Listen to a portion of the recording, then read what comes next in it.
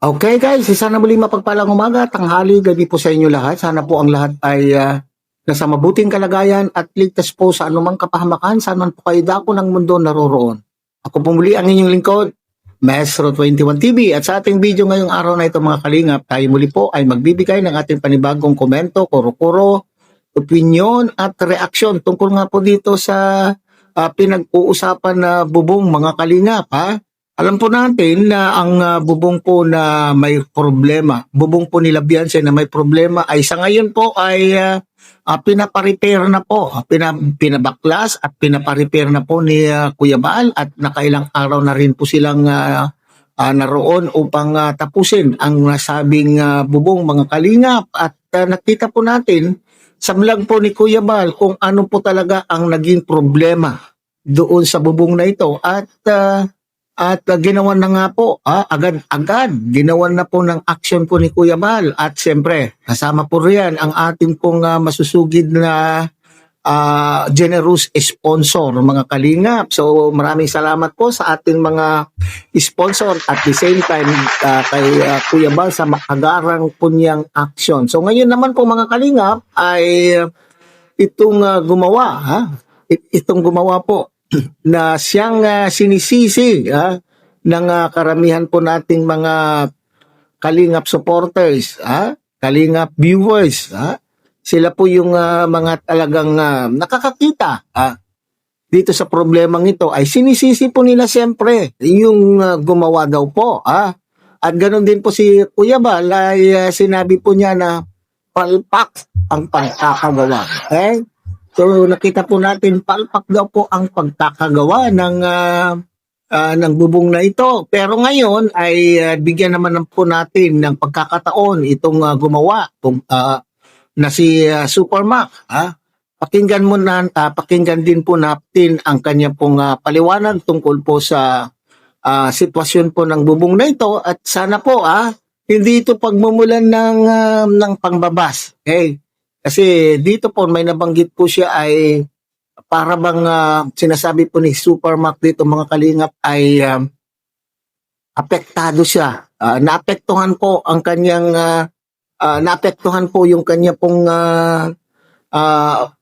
pang-araw-araw na gawain o naapektuhan po siya mismo dahil sa pambabas daw po ng mga viewers, paninisik sa kanya po ng mga viewers. So ngayon sa pagkakataong ito mga kalingap ay pakinggan po natin ang kanya pong paliwanag at nasa sa inyo na po yan kung tatanggapin po ninyo yung kanya pong paliwanag. Pero sabi ko nga po ay ito sana po ay hindi pagmumulan po ng pambabas po kay Supermac. Okay. Hinay-hinay lang po tayo sa pagbibigay. Bagamat mayroon po tayong laya na magbigay po ng ating opinion, pero sana po ay hinay-hinay din po tayo at intindihin na lamang po natin ang paliwanag po niya, tanggapin man ninyo o hindi, wala na tayong magagawa sapagkat tapos na po. Ang kaigihan lang po dito mga kalingap ay ginagawa na po ng solusyon ni Kuya Bal. Okay?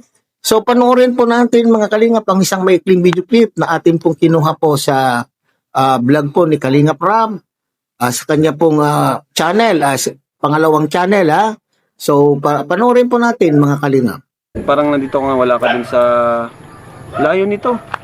Bumalik ka dito sa lugar mo. Hindi sa Kabatuan. O Kabatuan. Wala, Tambay ka? Nagpapahinga, nagpapalipas ng issue. Kasi medyo nakaka-stress yung yung nabalita na issue. Gawa dun sa bubong nila Beyonce. Pero dapat kung tutusin, wala naman na tayong kasalanan dun kasi unang-una, ang daming bagyong dumaan. Tapos nitong huli, signal number 5 yun. Yung ganong kataas na bubong, normal na talaga may masisira dun. Hindi naman natin nasa Ibig sabihin yung bubong na yon sa bagyo yun? Sa bagyo yun. 3 bagyo na malalakas ang sunod-sunod nun okay. So, pero chinek nyo naman talaga yun? Oo, wala namang natulo dun. Wala palang pag-alis. Naribon cutting yun, malinis yun. Sa bagay kasi yung nitong nakaraan, nung nagbagyo lang, saka siya nagkaroon ng kasi ilang, after nung bagyo, ilang ulan nang dumating, diba? Ilang ulan nang dumating, diba? Wala namang issue. Ito lang nung pagkabagyo lang yun. Kasi di pa nabagyo, wala namang natulo dun.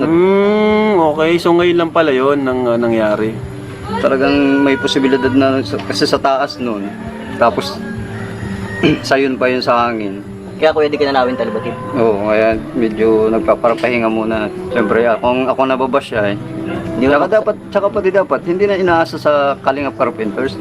Pwede naman nilang ipa-repair yun eh. Kung may nakita silang natulog, pa-repair na muna nila. Nagkataon kasi yung pagpunta nila Ian, nagulan ata nun, nagulan ng pagpunta nila. Pwede naman nila sanang ipaayos na yun eh. Pagkabagyo, doon nga sa bahay nila Carla, wala naman naging issue. Tamo si Bagay, yung ano. nilagyan pa nila ng tali, dinag-anan. Dapat ganun ang diskarte. Di ba Kasi lang- alam na bagyo yun eh, kalamidad. Bagyong 1TV, no? Wala namang pinipili ang bagyo, walang pinipili ang kalamidad kahit gaano katibay ang bahay. Pag tinamaan ng kalamidad yan, sira talaga yan. Huwag naman na lang iasa na babalikan pa namin, tapos re-repairin naman. Madami namang pabahing hindi naman na counting hindi naman na nila sinasabi na, ba't nagtutulo na naman ito? May mga kalamidad na dumadaan sa atin eh, yung Bicol, bagyuin ito. Kaya ngayon, nandito ako ngayon kasi papahinga muna ako at syempre, Nagkaroon ka, na-stress. makaka-stress. Okay, so yun po mga kalingap. Okay. So sabi nga dyan, nagpakalayo-layo muna po itong si Supermax sapagkat apektado na po siya sa mga pambabas po ng mga netizens. Okay. Dapat nga bang sisihin itong si Supermax? Okay. Alam po ninyo, tama rin po yung sinasabi po ni Supermax na once na i-turn over na po yung kanila pong ginawa at noong una ay tinanggap naman at hindi tinignan kung ano yung problema. So siguro sabi niya ay wala nang pakialam ang gumawa. Huwag nang isisi daw po sa mga karpenterong gumawa. Bagkos, kung ikaw ang nakatira, ay dapat daw kung ano yung nagmaging problema, halimbawa man po ay tulo o kung ano man, ay ikaw na mismo na nakatira ang magpapagawa. Kasi ikinumpara po niya yung mga ginawa din po daw nila, ay wala naman daw problema. Bukod tangi lang daw po itong bahay po nila Beyonce ang may problema. Okay? So, sinasabi din po niya dyan mga kalingap na talagang ganyan po daw ang problema ng isang mataas na bahay, lalo na po ang daet daw po ay bagyuhin at sinisisi mga kalingap ang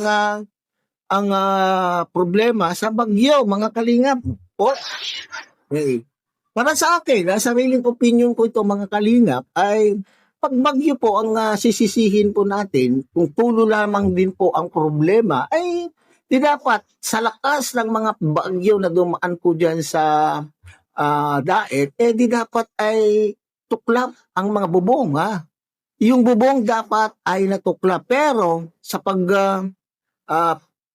pag-inspect, sa unang inspection po ni na presbyrador, ay nakita po nila ang yung problema dahil sa haba ng kailangan nyero ay ang ginawa po nila ay hati. So ibig sabihin dugtong.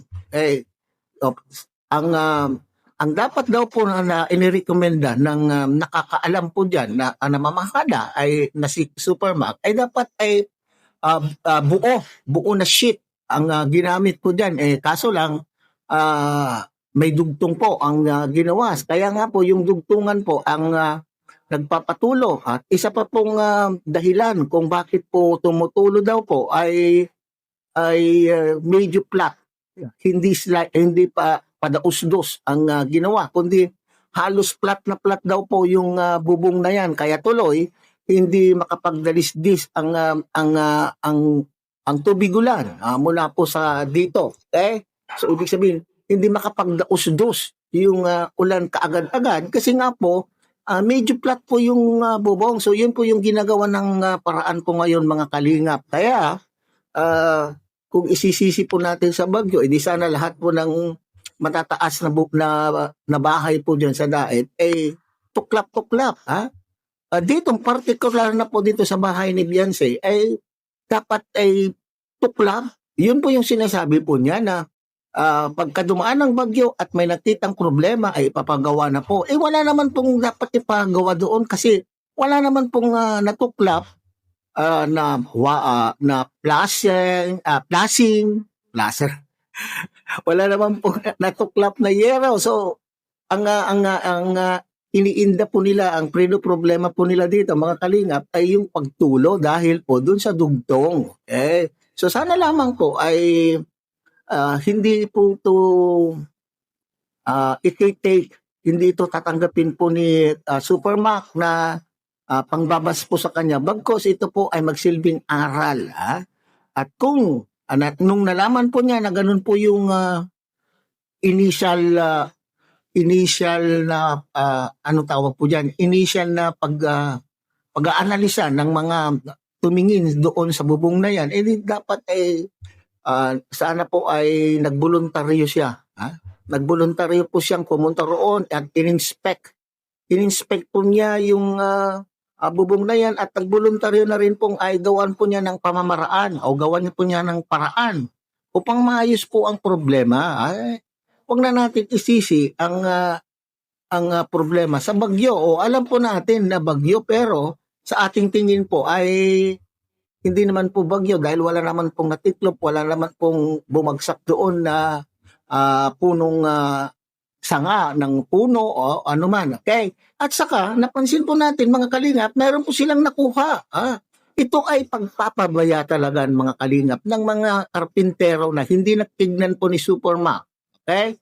So mayroon pong nakita po doon mismo sa loob ng kisame, yung yero tapos kisame dito, doon sa loob, ay may nakita po silang mga talagang sabihin kong katamaran po talaga, pabaya. Pabaya po yung mga karpintero na hindi po nakita po ni Supermac. Kasi may nakita po silang kahoy doon na parang pa-X na gano'n. Siguro ginawang tuntungan o anuman po yan. At sinasabi, mayroon din silang nakitang mga bato-bato doon sa tapat mismo ng kwarto po ni Beyonce. Hindi po ba mga kalingap? So ito ay isang uri ng pagpapabaya ng karpintero na noong nilagyan po nila ng yero ay yung mga ginamit po nilang tuntungan o pakan o anuman po ng excess ng kanilang ng kahoy ay hindi na po nila tananggal. Kaya nga po nakalagay po sa ating thumbnail ay ano ito? Okay? So, tawang-tawa po yung mga sumilip at kumuha po ng kahoy na yon mga kalingap. So, itong isang uri po ng pagpapabaya. Okay? So, lesson learned po ito sa kay Supermac. Hindi natin ito pambabas, pero nakita po talaga mga kalingap, mayroon pong pagpapabaya. Okay? So, siguro bago bubungan o anuman po, bago matapos ay siguraduhin na itong mga takuhan mo ay maayos po nilang ginawa ang kanila pong trabaho. Okay? So hanggang dito na lamang po tayo muli, mga kalingap. Muli, tangkilikin po natin Kuya Bal Santos Matubang, Ate Edna Vlog, Kalingap Rab. At siyempre, sana po ay inyo rin po tangkilikin ng munting channel ito sa pamamagitan po ng pagbibigay niyo po ng like, share, and subscribe. At tuloy pindutin na rin po ang notification bell at nang sa ganun tayo pa rin po ay magkita-kita at magsama-sama sa susunod pa pong mga reaction videos na ating gagawin. Muli, isang mapagpalang umaga, tanghali, gabi po sa inyo lahat. Mabuhay po kayo at God bless everyone.